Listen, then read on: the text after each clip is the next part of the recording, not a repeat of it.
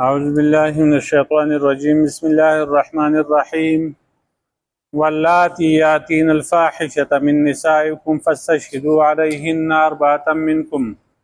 فإن شهدوا فأمسكوهن في البيوت حتى يتوفاهن الموت أو يجعل الله لهن سبيلا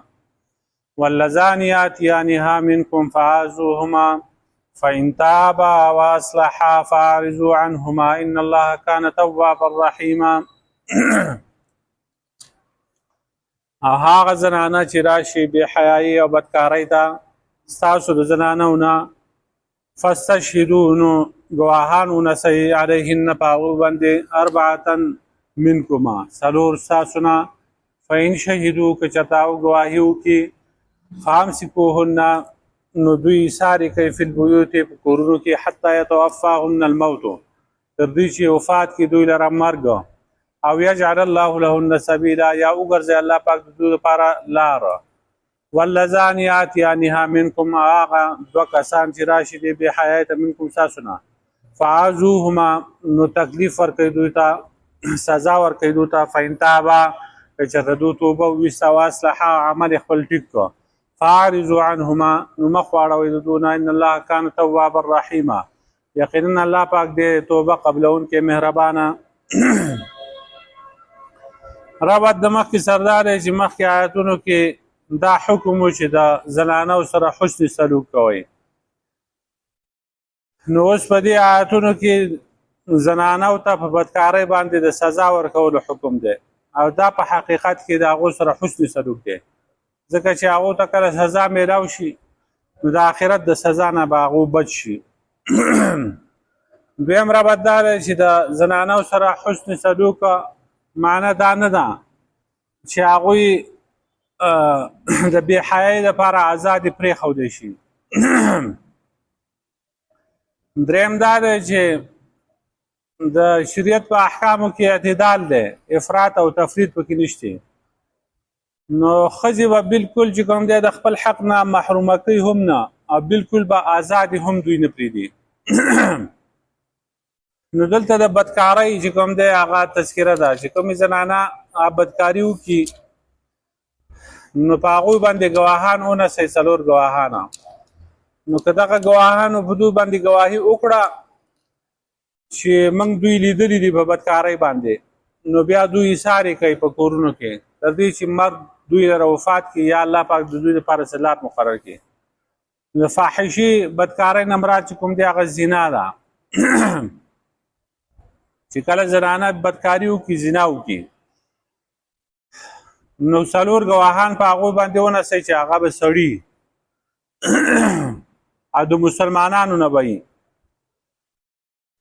د اسلام په ابتدایي دور کې د هغو لپاره سزا دا وه چې دا ښځې به تر مرګه پورې په کور کې قید کولی شوې او یا د هغو لپاره به الله پاک څه لار پیدا کړي نو لار چې کوم دی وروستو الله پاک د هغو لپاره راوویسته چې مسلم شریف کې حدیث دی چې عباده ابن صامت رضی الله عنه فرمایي چې نبی اسلام فرمایل خذوا عني خذوا عني ای خلق زمانه دا حکم واخلئ دا حکم زمانه قبول کړئ الله پاک د ښځو لپاره لار پیدا کړه که چېرته غیر شادو شده هغه زنانه زنا وکړي نو 100 کوړې هغه ووهئ او د یو کال دپاره هغه د وطن نه وشړئ او که چېرته شادي شده سړی او ښځه هغه بدکاري وکړي هغو دپاره 100 کوړي دي او سنګسار یې کوي خو دا جمع کېږي نه 100 کوړي او سنګسار چې کوم دی دا ابتدایي دور کې به حکم دغسې د نبي اسلام د طرف نه و لیکن عملي طور چې کوم دی چې نبي اسلام کوم سزاګانې ورکړي دي لکه ماعز رضی الله عنه یا نوره صحابه کرام صحابیات چې هغونه زنا شو نو هغو له چې کومه سزا ورکړل ده نو هغه 100 کوړي او سنګسار یې نه دي جمع کړي بلکې سنګسار یې ورکړل دی او کوړي به صرف د غیر شادي شدو کسانو دپاره نو څلور ګواهان به په هغې باندې ونسي چې مسلمانان یې بالغ او آزاد نو آزاد کس چې کوم دی د هغه ګواهي به قبلېږي د غلام ګواهي نه قبلېږي مسلمان به د کافر گواهی نه قبلېږي او بالغ به د نابالغ گواهی هم نه قبلېږي او سړی به سړی څلور سړي نو د زنانه ګواهي چې کوم دی که هغه سل زنانه په هغې باندې ګواهي وکړي خو نه به قبلېږي. ګواهي به هم داسې کوي چې په اخوا دېخوا خبرو باندې کار نه کېږي. ما لیدلي وم یو ځای وه خبرې یې کولې دا کیسې نه چلېږي په دې کې. په حدیث کې راځي چې داسې ګواهي به کوي چې لکه سړی په رنجوګۍ کې پراته وي دغه شانتې ګواهي به کوي. ما دغسې لیدل دي په دې کار باندې. نو اله به دا ګواهي چې کوم دی د هغو قبلېږي. بیا وروستو دا حکم چې کوم دی هغه منسوخ شو. اول حکم دا و چې عمر بر قید به وي په خپلو کورونو کې، یا به الله پاک د دوی دپاره څه حکم او څه لار راوباسي. وروستو الله پاک د هغو دپاره لار راوویسته چې هغه د صورت نور آیتون نازل شو چې کوم کسان زنا وکړي نو د هغو دپاره 100 کوړي دي، او یا چې شادي شده د هغو دپاره رجم دی. نو دغه حکم چې کوم دی هغه نازل شو. اوس د زنا او د ثبوت لپاره 4 مسلمانان آزاد سړي ګواهان دای مقرر کړي دي. دا د دې لپاره چې دا ډېره سخته مسله ده. دې کې شرایط سخت دي، دا معامله هم سخته ده، د دې شرایط هم سخت دي. نو که د دې نه کم وي او یو کس تو باندې اکتفا وي نو بیا به هر یو سړي روزانه قاضي ته راپورټ کو او په خلکو به الزام لګاو چې ما لیدلي دي چې د دې ښځې سره فلاني سړي زنا کړي. نو هسې به یې خلکو له سزاګانې ورکولې. نو د دې وجې نه 4 ګواهان چې کوم دی هغه مقرر شوي دي چې څوک دا جرأت ونه کړي چې په چا باندې هسې الزام ونه لګوي. نو 4 کسان چې پیدا کوي او یو موقع ته راولي نو دا ښه پوره مشکل کار دی، ګران کار دی. د دې وجې نه یا د دې وجې نه 4 ګواهان مقرر شوي دي چې د زنا ارتکاب چې دی هغه یو سړی او یو ښځه کوي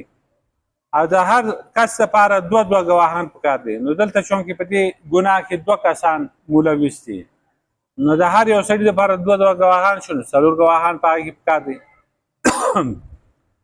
اوس بعضې خلک اعتراض کوي چې را 4 ګواهانو دا ګواهي چې کوم ده دا خو ډېره سخته به شي خبره. دې ته ضرورت نه و ځکه چې مثلا دا یو هاسټل دی په هغې کې د جنکو هاسټل دی او په هغې کې د یو جنۍ سره زنا وشو، هلته هلکان نشتي. نو ولې دې ته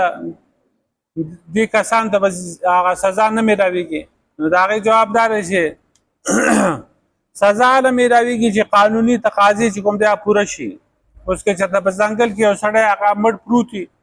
او د هغه په قاتل باندې ګواهان نه وي نو د هغه لپاره څوک سزا نشي ورکولی. یو سړی راونشي او هغه له سزا ورکړي د هغې لپاره ګواهان پکار دي، یا یو سړی اقرار وکړي چې ما وژلی دی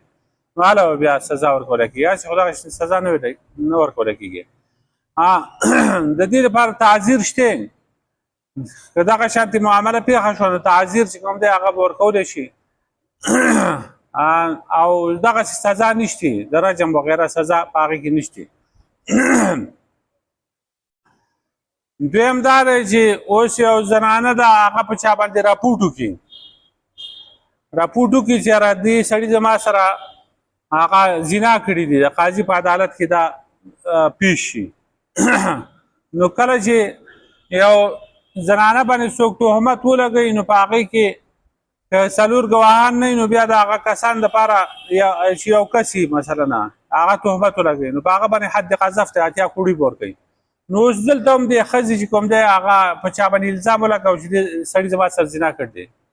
نو اوس دا حد قذف به دې ته میلاویږي او که نه، ځکه چې د دې سره خو 3 ګواهان نور نشته یا 4 ګواهان خو د دې لپاره نشته. خو دې صرف یو الزام یې ولګوه په یو سړي باندې، اگر چې حقیقتا یې هم دغه شانتې چې بیا وروستو چې کوم دی هغه ټسټ وشي مثلا او په هغه ټسټ کې دا ثابته شي چې یاره د دې زنانه په رحم کې د دې فلاني سړي نطفه پرته ده نو اوس د دې لپاره ګواهان نشته نو بیا به دغه زنانه له حد قذف ورکولی کېږي او که نه؟ نه، هغې د حد قذف نشته. حد قذف خو دا دی چې یو بېګناه کس او په هغه باندې الزام ولګوي او معاشرې د خرابولو لپاره دا کار کوي، معاشره ګڼته شي. او دا ښځه خو چې کومه خبره کوي نو دې په بل چا الزام نه دی لګولی، خو د خپل ځان خبره کوي. دا خبره ده چې په دغه وخت کې د دې لپاره نور ګواهان نشته نو دغه سړي دپاره به تعذیر ورکولی کېږي کوم سړي باندې چې الزام لګول دی هغه به راونسي نو دغه شانتې سزا په هغه باندې نشته چې هغه سنګسار کړي یا 100 کوړې ول ورکړي ځکه چې هغه قانوني تقاضا نه پوره کېږي 4 ګواهان په هغې باندې نشته لکه یو سړی دی د هغه د خولې نه د شراب وینځي نو چې شراب وڅښلو باندې هغې اقرار نه کړی یا ګواهان په هغه باندې نه تېر شوي نو هغه له قاضي داسې سزا نشي ورکولی نو په دې کې هم دغه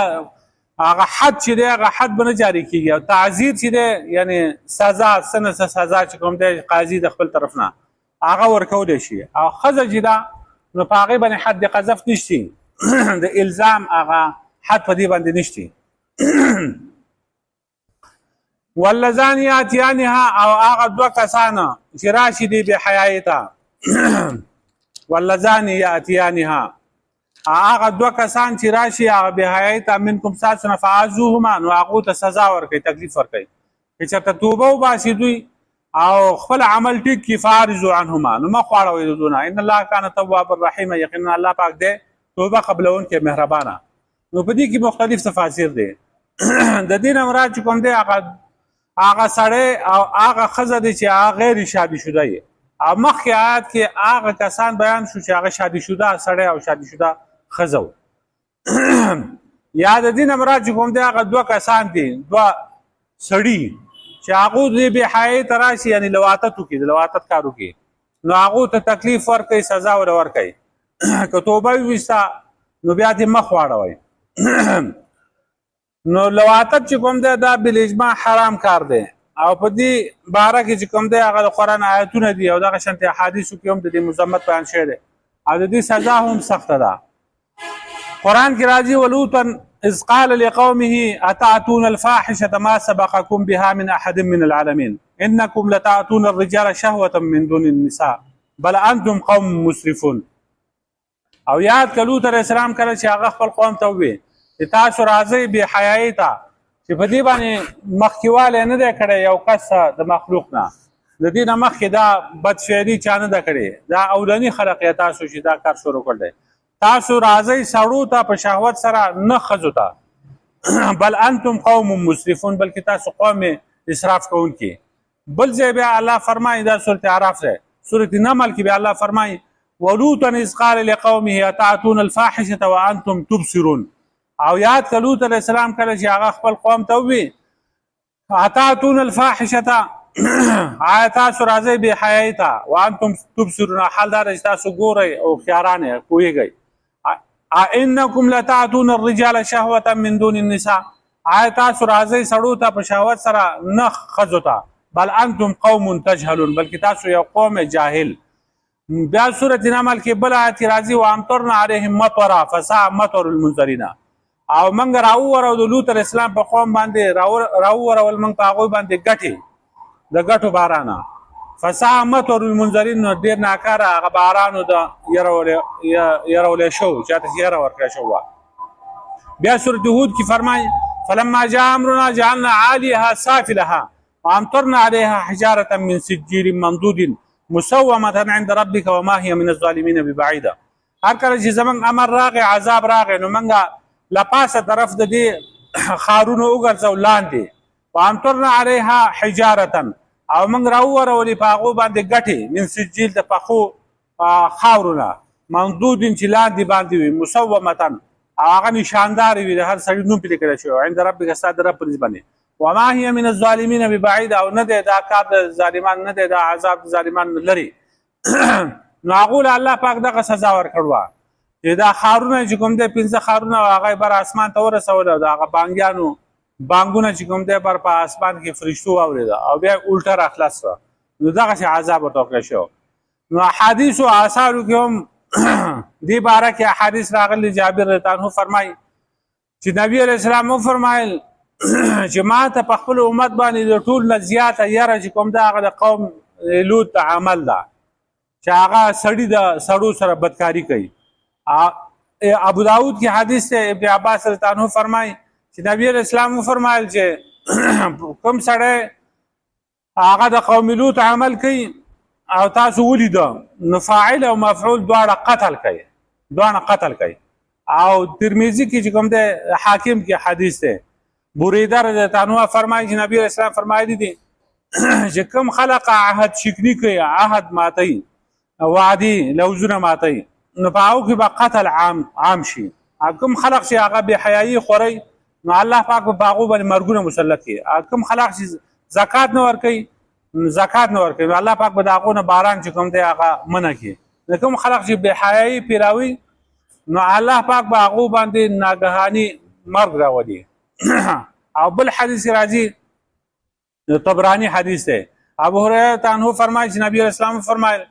چې الله پاک په خپل مخلوق کې وو کسانو باندې د وو اسمانونو لپاسه لعنت را دیږي او په هر سړي باندې په دوی کې په هر یو کس باندې درې ځل لعنت را دیږي کوم سړی چې هغه د عمل د قوم لوط کوي نو هغه ملعون دی بیا نبی اسلام فرمایل چې کوم سړی د قوم لوط عمل کوي هغه ملعون دی کوم سړی چې هغه د قوم لوط عمل کوي هغه ملعون دی کوم سړی چې د غیر الله د لپاره ذبح کوي نو هغه ملعون دی کوم سړی چې د زناور سره بدفعلی کوي نو هغه ملعون دی کوم سړی چې د مور پلار نافرمانی کوي نو هغه ملعون دی کوم سړی چې خزا او د هغې لور په نکاح کې جمع کوي نو دا ملعون دی کوم سړی چې د ځمکې هغه پولي ورانوي نو دا ملعون دی کوم سړی چې د مولانا علاوه بل چاته خپل نسبت کوي نو دا سړی چې کوم دی هغه ملعون دی یو غلام دی هغه نسبت بل چاته کوي نو دا ملعون دی ابو هريره عنه فرمایي چې نبی اسلام فرمایل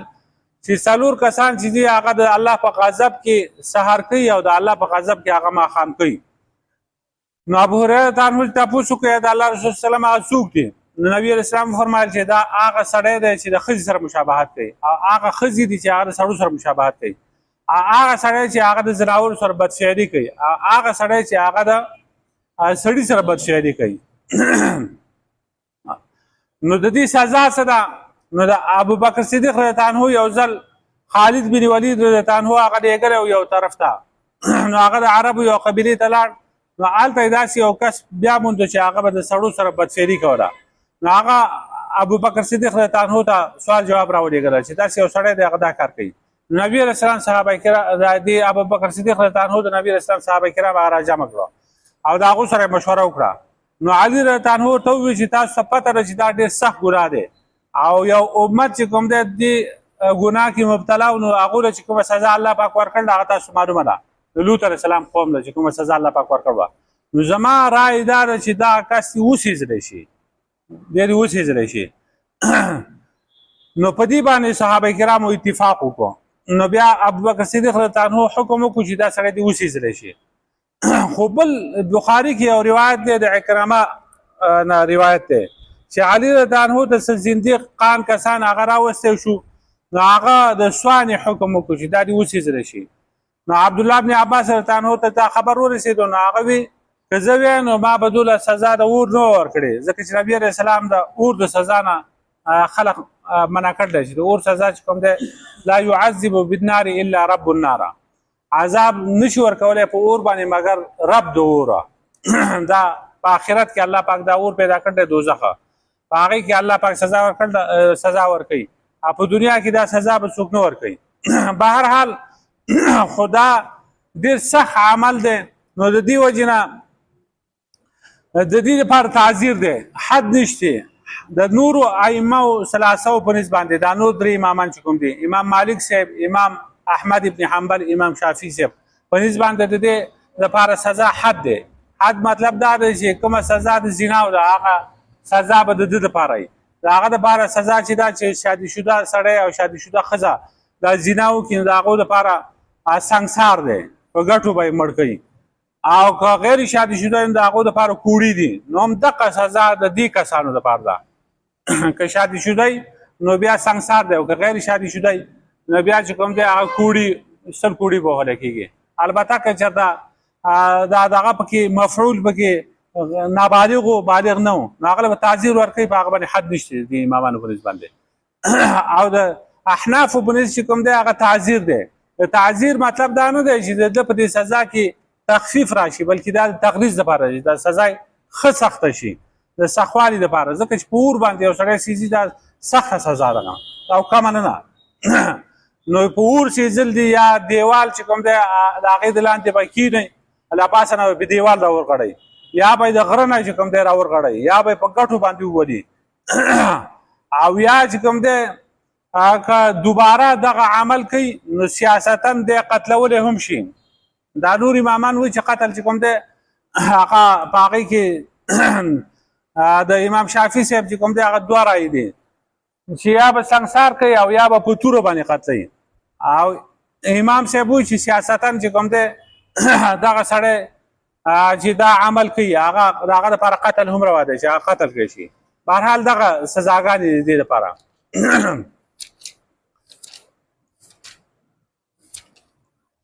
واللاتي یاتین الفاحشه هغه زنانه چې راشي بحیات من نسائکم ستاسو د زنانو نه فاستشهدوا علیهن نو ګواهان ونیسئ په هغو باندې اربعه منکم څلور ستاسو نه فإن شهدوا که چېرته هغو ګواهي وکړي فامسکوهن نو دوی ایساري کوي فی البیوت په کورونو کې حتی یتوفاهن الموت تر دې چې وفات کړي دوی لره مرګ او یجعل الله لهن سبیلا او یا مقرر کړي الله پاک د دوی دپاره څه لاره نو بیا وروسته نبي علیه السلام وفرمایل چې الله پاک د دوی دپاره لار راویستله چې کوم شادي شده وي نو د هغو دپاره رجم دی چې کوم غیر شادي شده وي نو د هغو دپاره 100 کوړي دي هغه اولنی حکم چې دی هغه منسوخ شي چې د کور نه به نه وځي چې سړي نو هغو باندې دا پابندي نشته چې کور نه به نه وباسي او که ښځې نو هغه اولنی دغه حکم چې د کور نه به نه وځي دا به کور کې بندوي وروسته بیا دا حکم منسوخ شو د شادي شده غیر شادي شده لپاره دغه شو سزا شوه واللذان یاتیانها منکم هغه دوه کسان سړي چې راشي دي بحیات منکم ستاسو نه فعزوهما نو تاسو سزا ورکوئ هغو ته فإن تابا واصلحا که چېرته دوی توبه وویسته او عمل خپل ټیک کړه فاعرضوا عنهما نو د دوی نه مخ واړوئ ان الله کان توابا رحیما یقینا الله پاک دی توبه قبلونکی مهربانه نو دې مطلب دا نه دی چې توبه وباسي عمل ټیک کړي جو سزا به ورته ورکولی کېږي سزا شته کله چې په دې عمل باندې ونیوی شو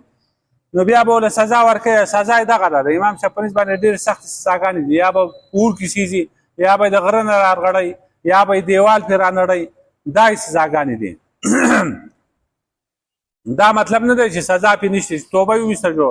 لاړه خبره ختمه شوه چې اسلامي حکومت یې او دغه شانتې مشهور په دې عمل باندې